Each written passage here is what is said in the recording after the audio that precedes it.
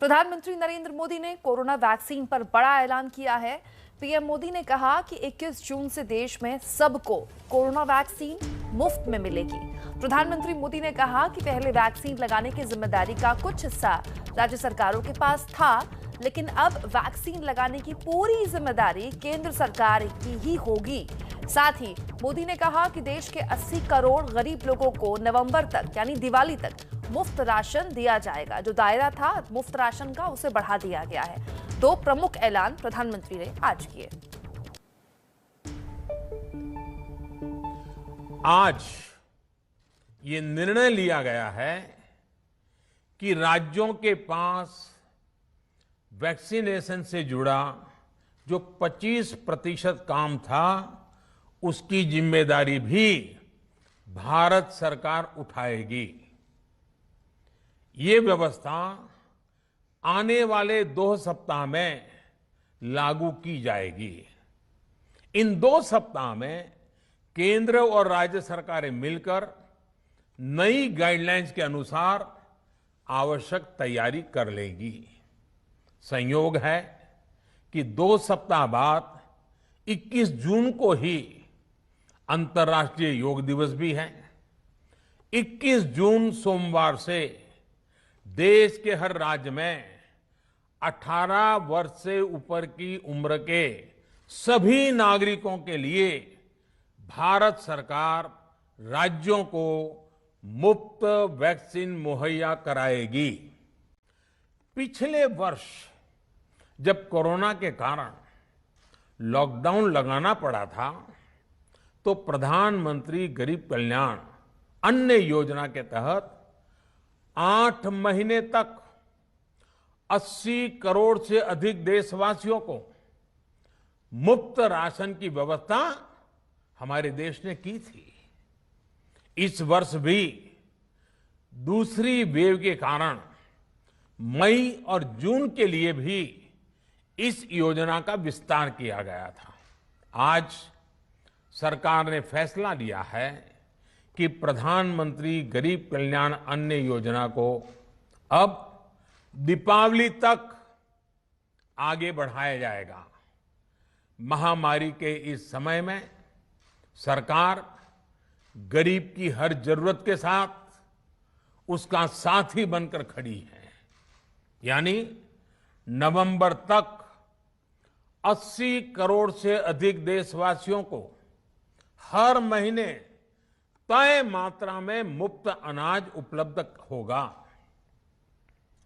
इस प्रयास का मकसद यही है कि मेरे किसी भी गरीब भाई बहन को, उसके परिवार को भूखा सोना ना पड़े। तो राष्ट्र के नाम संबोधन में ये दो प्रमुख बातें प्रधानमंत्री मोदी ने कही। इन सब के बीच इन ऐलानों के बाद देश में सियासत भी शुरू हो गई। लेफ्ट नेता सीताराम येचुरी ने पीएम मोदी के इन ऐलानों पर सवाल उठाए। पीएम मोदी के ऐलान पर सीताराम येचुरी ने निशाना साधा।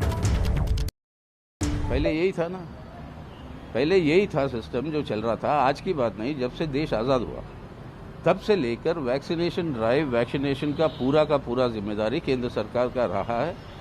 और ये सरकार आने से पहले लास्ट जो अभियान जो हुआ पोलियो का, वो भी पूरा का पूरा केंद्र अभियान। बिना केंद्र अभियान के दुनिया के अंदर कहीं भी वैक्सीनेशन का ड्राइव नहीं हो सकता। अब उससे ये अलग हट गया। आज कारण बता रहे कि राज्य सरकारों ने मांगा उसीलिए उनको दे दिया। सरासर उल्टी बात है। राज्य सरकारें कई बार उनसे कही थी ये आपकी जिम्मेदारी है, आपको पहुंचाना क्यों नहीं हो रहा है।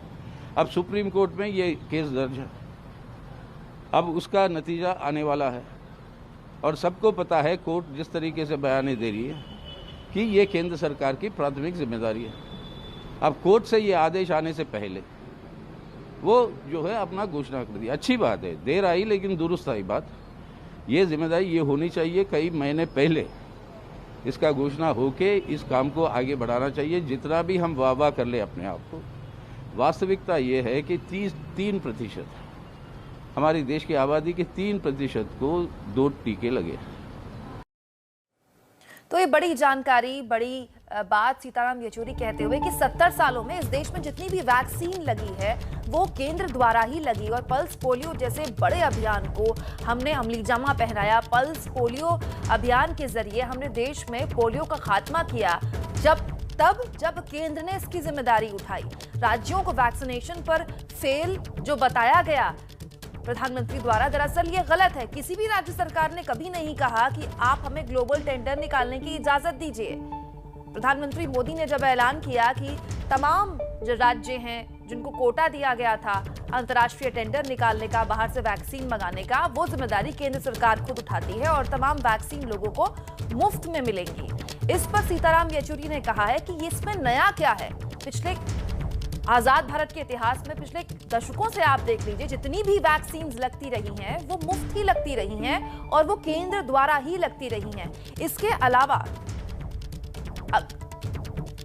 मनीष सिसोदिया ने भी इस मामले में अभी एक ट्वीट किया है। देखिए, हम माननीय सुप्रीम कोर्ट का आभार व्यक्त करते हैं कि उनके दखल के बाद डिप्टी सीएम दिल्ली के मनीष सिसोदिया आगे लिखते हैं, देश भर में हर उम्र हर वर्ग के लोगों को मुफ्त वैक्सीन उपलब्ध होगी। मनीष सिसोदिया कह रहे हैं कि सुप्रीम कोर्ट ने दखल दिया तब जाकर केंद्र सरकार को यह फैसला लेना पड़ा। आगे बढ़ते हैं। आज एक और बात हुई है, ये हुआ है कि देश एक तरह से अनलॉक होने की प्रक्रिया में आगे बढ़ा। देश के कई जगह आज शर्तों के साथ अनलॉक की प्रक्रिया शुरू हो गई। देश की राजधानी दिल्ली से लेकर देश की आर्थिक राजधानी कही जाने वाली मुंबई ने पहले दिन से ही रफ्तार पकड़नी शुरू कर दी। हालांकि कुछ बंदिशों के साथ अनलॉक शुरू हुआ है क्योंकि कोरोना महामारी की चुनौती अभी भी बनी हुई है। फिर भी खासकर दिल्ली और मुंबई में कैसे जीवन पटरी पर लौटने की कोशिश करने लगा, जानिए। अनलॉक हुआ तो दिल्ली के बाजारों में कुछ चहल पहल बढ़ी। दिल्ली की सड़कों पर कारों का रेला सा गया। दिल्ली में 50 दिनों के बाद मेट्रो अपनी पटरी पर लौटी। अनलॉक होते ही मुंबई के एक्सप्रेसवे में गाड़ियों की लंबी कतारें लग गईं। कई दिनों के बाद लोकल ट्रेनें चल पड़ी। बेस्ट की बस सेवाओं के पहिए घूमे। कोरोना की दूसरी लहर से काफी हद तक उबरने के बाद का ये अनलॉक खासकर दिल्ली और मुंबई दोनों महानगरों के लिए काफी अहम है। अनलॉक होते ही ऐसा लगा मानो पूरी दिल्ली दौड़ने लगी हो। कम से कम आईटीओ पर तो हमारी टीम को ऐसा ही नजारा दिखा। मैं इस समय मौजूद हूँ दिल्ली के आईटीओ फुटओवर ब्रिज पर। सामने आईटीओ की बत्ती है और आप देख सकते हैं कि पहले ही दिन आज कितनी ज़्यादा गाड़ियाँ हैं जो सड़कों पर निकली हुई नज़र आ रही हैं। सभी तरह के जो प्राइवेट दफ्तर हैं वो 50% जो कर्मचारी हैं उनके साथ खुल गए हैं। वहीं अगर सरकारी की बात करें तो ए कैटेगरी वाले जो कर्मचारी हैं वो 100% दफ्तर आएंगे। वहीं उससे निचले स्तर वाले 50% ही कर्मचारी दफ्तर पहुंचेंगे। लेकिन आप देख सकते हैं कि जैसे ही आज पहला दिन हुआ है वैसे ही लोग घरों से बाहर निकल आए हैं। दिल्ली में शर्तों के साथ काफी राहत दी गई है। मेट्रो सेवा भी 50% यात्रियों के साथ शुरू हो चुकी है। अनलॉक के दूसरे चरण के तहत कई चीज़ें खोली जाएंगी, जिसमें राजधानी की दिल कहे जाने वाली दिल्ली मेट्रो भी है। दिल्ली मेट्रो कल से जो है एक बार फिर से पटरियों पर दौड़ती हुई नज़र आने वाली है, लेकिन 50% कैपेसिटी से ही, यानी कि जो नॉर्मल डेज में कैपेसिटी है उससे 50% कैपेसिटी से ही मेट्रो को चलाया जाएगा। और नया नियम ये है इस बार कि खड़े नहीं होने की इजाज़त मिलेगी, यानी कि खड़े होकर के आप मेट्रो में सफ़र नहीं कर सकते हैं। और साथ ही साथ जो मेट्रो के दरवाज़ों के खुलने की अवधि है वो भी ज़्यादा रहेगी ताकि भीड़ भाड़ धक्का मुक्की ना हो सके। दिल्ली में आज से बाजार भी खोल दिए गए हैं, लेकिन ऑड इवन के फॉर्मूले के साथ। ऑड इवन फार्मूला के मुताबिक आज से दुकान खोली जा रही हैं। हम इस समय मोरी गेट में मौजूद हैं, जो पुरानी दिल्ली का एक बड़ा बाजार है। यहाँ के दुकानदारों ने जो फार्मूला निकाला है वो कलर से फार्मूला बनाया गया है। ये हरा रंग आप देख रहे हैं, हरा रंग यानी इवन यहाँ पर डिसाइड किया गया है। और जो पीला है वो ऑड दिनों के लिए, ऑड तारीख के लिए तय किया गया है। आज क्योंकि ऑड तारीख है तो पीले रंग की जो मार्क दुकानें हैं वो खोली गई हैं।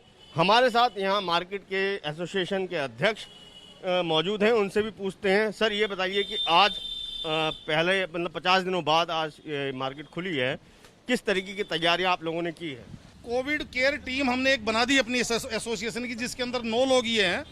तो इन लोगों को हमने ये जिम्मेदारी दे रखी है और ये लोग आज सुबह से मार्केट के अंदर घूम घूम करके इस चीज़ का देख रहे हैं कि कहीं कोई मॉब ना हो, कहीं कोई लोग भीड़ इकट्ठी ना हो, कहीं कोई बिना मास्क के बिना कोविड एप्रोप्रिएट बिहेवियर के कोई आदमी ना निकले। या क्योंकि ये हमारी जिम्मेदारी है, ये हमारी जवाबदारी है, क्योंकि सबसे ज़्यादा प्रभावित अगर इन चीज़ों से कोई होता है, जैसे मान लीजिए ये कोरोना हुआ, उसके बाद में लॉकडाउन हुआ, हम लोग हॉस्पिटलों में तड़पे, हम लोग रोडों पे तड़पे, उसके बाद में जो हम व्यापार के लिए तड़पे, इसके लिए सबसे ज़्यादा अगर कोई व्यथित होता है तो वो केवल व्यापारी वर्ग होता है। दिल्ली में बाजार ही नहीं, मॉल भी आज से खोल दिए गए हैं। लगभग 50 दिन तक मॉल भी बंद रहे। हम इस समय कड़कड़डूमा स्थित यूनिटी 1 मॉल के अंदर मौजूद हैं और हमारे साथ मौजूद हैं इस मॉल के मैनेजर उज्जवल शर्मा। यहाँ पे आपने किस तरीके से जो मॉल के अंदर स्टोर्स हैं उनको ऑड इवन कैसे आपने नंबरिंग करी है, क्या व्यवस्था? देखिए, हमारे पास मॉल में एक चार्ट होता है जिसमें हमने दुकानों को एक नंबर दिया गया है। उस नंबर के आधार पे हमने शेड्यूल बनाया है। उस शेड्यूल के तहत हमने दुकान के मैनेजर्स को इन्फॉर्म किया है कि आप इस दिन आप दुकान खोलेंगे, इस दिन आप दुकान खोलेंगे। और उससे पहले दुकानों की प्रॉपर सैनिटाइजेशन की गई है, पूरे मॉल की सैनिटाइजेशन की गई है, सारे एसी के फिल्टर्स क्लियर कराए गए हैं और ये ध्यान रखा गया है कि सोशल डिस्टेंसिंग के नियमों का। इस वक्त कांग्रेस प्रेस कॉन्फ्रेंस कर रही है, सीधे लिए चलते हैं आपको। ही नहीं, सुप्रीम कोर्ट से लेकर भिन्न भिन्न अदालतों ने इस मुनाफाकरण की मोदी सरकार की कंफ्यूज नीति को, इसकी घोर आलोचना की। सरकार को कोई जवाब नहीं बन पड़ा। आखिर में सुप्रीम कोर्ट ने कहा कि आपको शपथ पत्र देना पड़ेगा। एक घबराए हुए प्रधानमंत्री और लड़खड़ाई हुई सरकार ने कांग्रेस, विपक्षी दलों और सुप्रीम कोर्ट के सख्त रवैये और आदेश को देखते हुए अब 21 जून 2021 से तीसरी बार नीति फिर बदल दी और कहा कि सरकारी अस्पतालों में 18 वर्ष से अधिक की आयु के लोगों के टीकाकरण की जिम्मेवारी भारत सरकार लेगी। क्या कोई बताएगा कि 6 महीने में 16 जनवरी 2021 से 7 जून 2021 के बीच में 6 महीने में 3 बार टीकाकरण की नीति को बदलकर लाखों लोगों की जिंदगियां और कोरोना संक्रमित होने के लिए क्या प्रधानमंत्री मोदी जी को सीधे सीधे जिम्मेवार ठहराया नहीं जाना चाहिए? पहला सवाल। दूसरा सवाल, अब तक भारत सरकार हिंदुस्तान में वैक्सीन उत्पादन का 50% खरीदती आई है। अब केवल इतना ही बदलाव आया है कि 50% की बजाय 75% वैक्सीन उत्पादन भारत सरकार खरीदेगी। मोदी जी ने यह अभी भी कर दिया कि 25% वैक्सीन प्राइवेट सेक्टर खरीदेगा। यानी अगर आप नौकरी पेशा व्यक्ति हैं, यानी अगर आप प्राइवेट सेक्टर में काम करने वाले सैलरीड एम्प्लॉय हैं, यानी अगर आप पत्रकार हैं, यानी अगर आप दुकानदार या छोटे व्यवसायी हैं, यानी अगर आप एमएसपी एमएसएमई चलाने वाले हैं या वहां काम करने वाले हैं, यानी अगर आप 30 से 40 करोड़ हिंदुस्तान के मध्यम वर्ग के लोग हैं, तो आपके लिए टीकाकरण आज भी मुफ्त नहीं। उसके लिए आपको प्राइवेट सेक्टर में जाकर भारत बायोटेक के वैक्सीन की 1200 और 2400 रुपया कीमत और 150 रुपया सर्विस चार्ज यानी 2700 रुपया देना पड़ेगा। सीरम इंस्टीट्यूट के वैक्सीन की 800 और 1600 रुपया 2 डोज और 300 रुपया सर्विस चार्ज यानी 1900 रुपया कीमत अदा करनी पड़ेगी। मोदी जी, क्या इस देश का मध्यम वर्ग, क्या इस देश के नौकरी पेशा लोग, क्या इस देश के दुकानदार, क्या इस देश का छोटा व्यवसायी, क्या इस देश के एमएसएमई में काम करने वाले लोग, क्या इस देश की फैक्ट्रियों में काम करने वाले लोग, क्या इस देश में छोटा छोटा स्व उद्योग चलाने वाले लोग, वो इस देश के नागरिक नहीं? उनके लिए वैक्सीन की कीमत और 150 रुपया पर डोज का सर्विस चार्ज यानी 300 रुपया अदा करने की शर्त आपने क्यों रखी? उनके जेब से ये पैसा कटवाकर मुनाफाकरण की इस नीति को आपने फिर तीसरी बार क्यों लागू कर दिया? क्या इसका जवाब मोदी सरकार और देश के प्रधानमंत्री देंगे?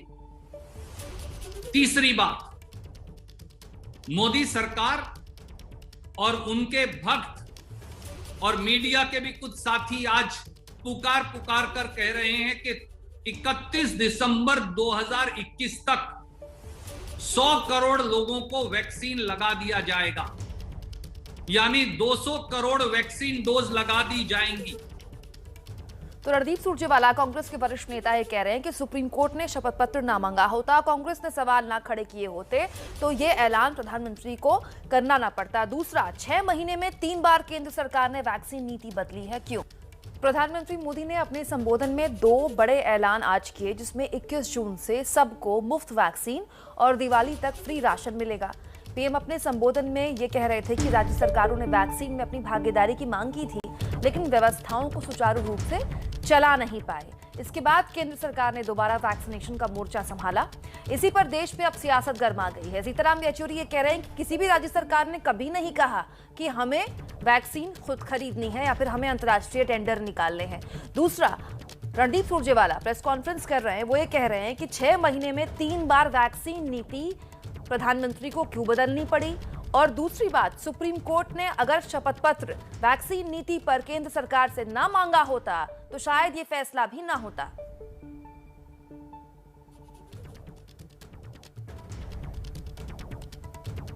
तो इस वक्त की बड़ी खबर आपको बता रहे हैं। बड़ी खबर इस लिहाज से क्योंकि सीताराम येचुरी ये भी कह रहे हैं कि 70 साल से, यानी कि देश की आजादी के बाद में आप इतिहास देख लीजिए, तब से लेकर अब तक जितनी वैक्सीन लगी हैं वो मुफ्त ही लगी हैं। वहीं अभी कांग्रेस की प्रेस कॉन्फ्रेंस में रणदीप सुरजेवाला ने यह कहा कि 6 महीने में 3 बार वैक्सीन नीति क्यों बदलनी पड़ी केंद्र सरकार को, और अगर ये मामला सुप्रीम कोर्ट में ना गया होता और सुप्रीम कोर्ट ने शपथ पत्र ना मांगा होता और वैक्सीन नीति केंद्र सरकार की जो है उसको लेकर सवाल खड़े ना किए होते तो ये फैसला भी ना लिया होता केंद्र सरकार ने।